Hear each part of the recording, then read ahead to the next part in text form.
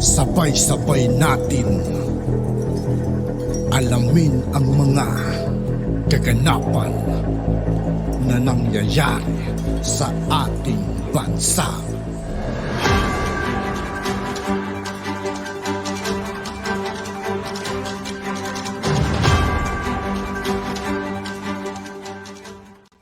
Yo, what's up mga kaibigan? This is TOO KAYE po again.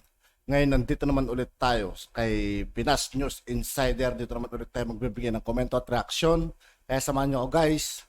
Let's go!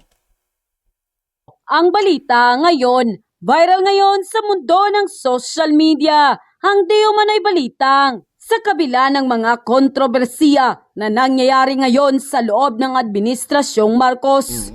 Pangulong Bongbong Marcos hindi na nga mapipigilan pa. Ipinakita ang galing at karisma. Nakakaengganyo ng maraming investment galing sa ibang bansa. Mga businessman at investors na mga billionaires nandito na sa Pilipinas.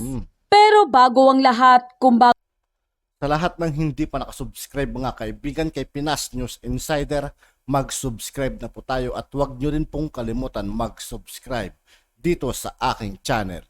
Bago ka pa lamang sa aming channel, please huwag kalimutang mag-subscribe at i-click ang notification bell para mas maging updated pa kayo lalo sa lahat pa ng bagong video na i-upload namin. At eto na nga mga kababayan, hindi na nga mapipigilan pa. Pangulong Bongbong Marcos nakikipagtalakayan na naman sa iba't ibang business leaders at government official para pag-usapan ang estratehiya na makakatulong sa pagpapalawak ng competitive advantage ng bansa bilang isang investment destination sa Asian region. Dumalo nga ang Pangulong Bongbong Marcos sa 2023 European-Philippine Business Dialogue for its gala dinner na ginanap sa Makati City na pinamunuan ng European Chamber of Commerce of Philippines in the European Union. Ang kaganapang ito ay ang pagtitipo ng mga pangunahing pinuno ng negosyo, mga opisyal ng gobyerno at mga kasosyo upang magbahagi ng mga pananaw sa klima ng negosyo at Grabe mga kaibigan, no? Talagang mga bilyonaryo mga nakakasama, nakasalamuhan ng ating Pangulo. Mga malapit sa kanya mga kaibigan, mga bilyonaryong tao.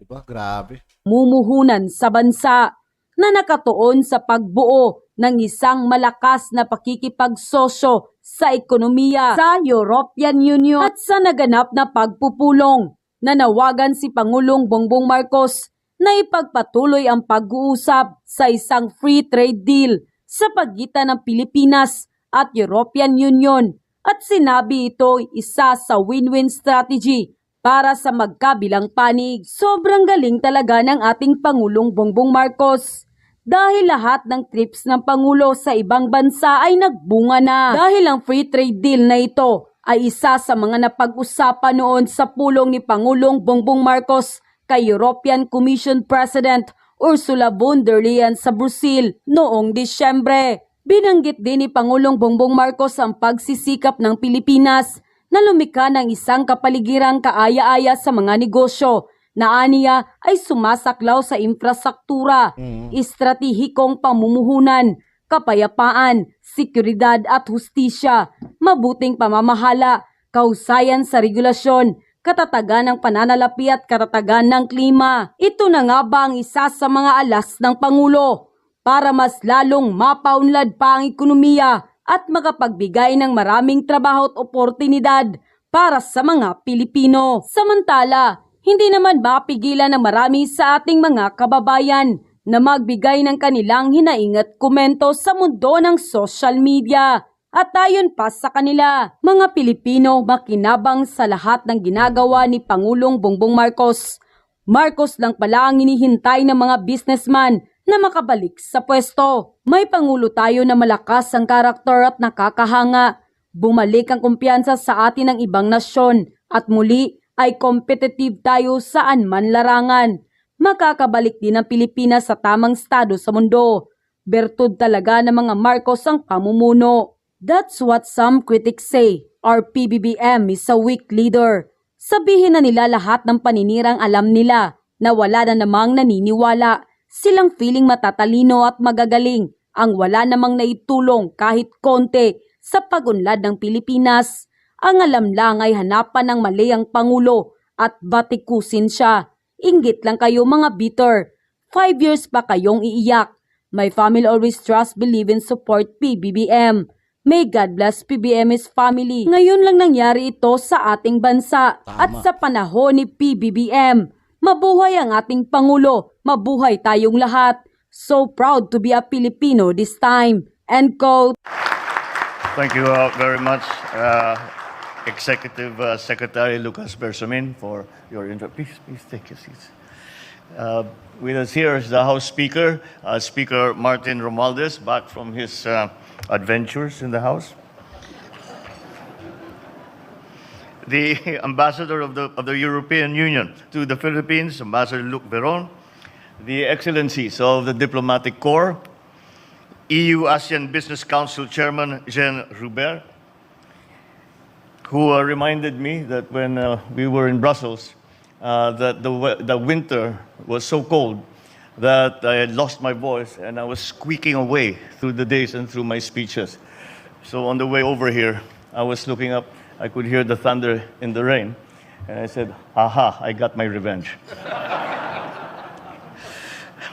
European Chamber of Commerce of the Philippines, President Lars Wittig, our friends in the private sector, fellow workers in government, other distinguished guests, ladies and gentlemen, good evening to you all. There is a saying that the greatest business deals ever made are done on the golf course. Perhaps this is true, but with a scorching heat index of 40 degrees Celsius here right now, I guess we're better off indoors for now. And let's just add to that the danger of lightning strike as you take your swing. As this evening will prove, we are equally capable of striking good deals here in the cool comfort of this elegant hall. On behalf of the Filipino people, I thank very warmly the EU-ASEAN Business Council and the European Chamber of Commerce in the Philippines for having organized this business dialogue and trade mission trip to the Philippines, which culminates in this lovely gala dinner. I also extend our gratitude to the entire business delegation from the EU, especially the companies that hold operations in the Philippines already, for their plans and investments that directly contribute to our economic development. I hope your visit to the Philippines has been pleasant and enjoyable thus far. Now in its 10th year, this edition of the Business Dialogue holds much promise. The Philippines shows healthy signs of recovery from the economic downturn brought about by the pandemic. We are very proud to have registered a 7.6 GDP growth rate in 2022. It signifies that there is a highly resilient sector of very strong economic activity in the country. Earlier this year, we rolled out our Philippine Development Plan for 2023 to 28, which I approved shortly after the Business Summit in Brussels last December. We put this together from much of the discussions that we had made there, and to hear from our potential investors what it is that they are looking for. And so we put that was a very, very helpful exercise for us to finally come down with our own economic development plan, which is centered on partnerships and, of course, on trade, and even, in this case, looking for non-traditional partners in trade. Non-traditional suppliers, non-traditional markets. And this is necessitated by the experience that we have had, where we were complacent in the thought that the suppliers that we were using will always be available for us. Those markets that we sell to will always be open. And that, as we all know, has changed drastically. And that's why there is that very important need to adjust. So forming the base of this transformative plan for our country during this administration is the creation of an enabling environment that shall facilitate the attainment of tangible socio-economic goals for our people. The enabling environment covers vital areas and concerns, especially infrastructure, strategic investments, peace, security and justice, good governance, regulatory efficiency, financial stability, and last but not least, climate resilience. We have already begun implementing strategies along these lines. as well as the beneficial policies and projects that were laid down by my predecessors. We have broadened the range of liberalized businesses and sectors to include public services, retail trade, and renewables, amongst others.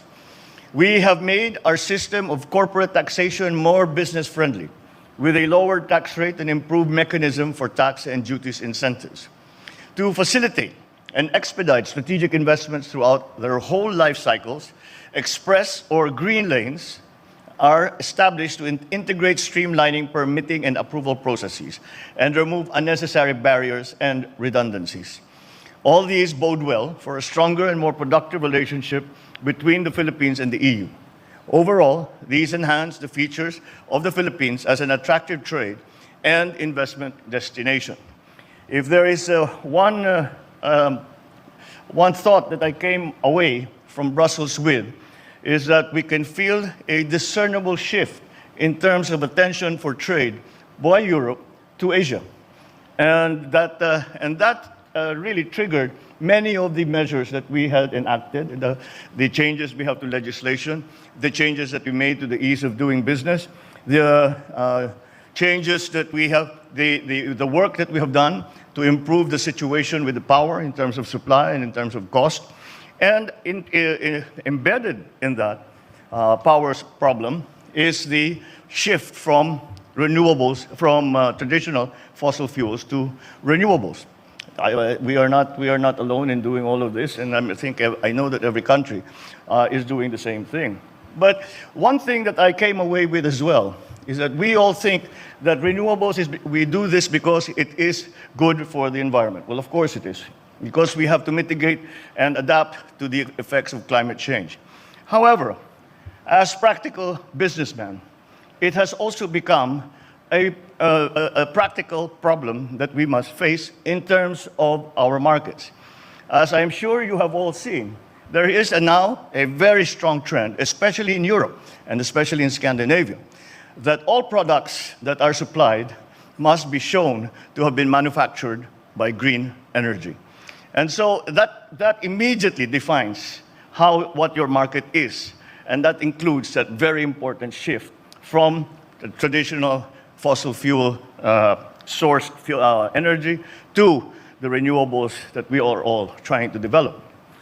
So this solid enabling environment will pave the way for our compliance with vital international obligations as determined by the EU.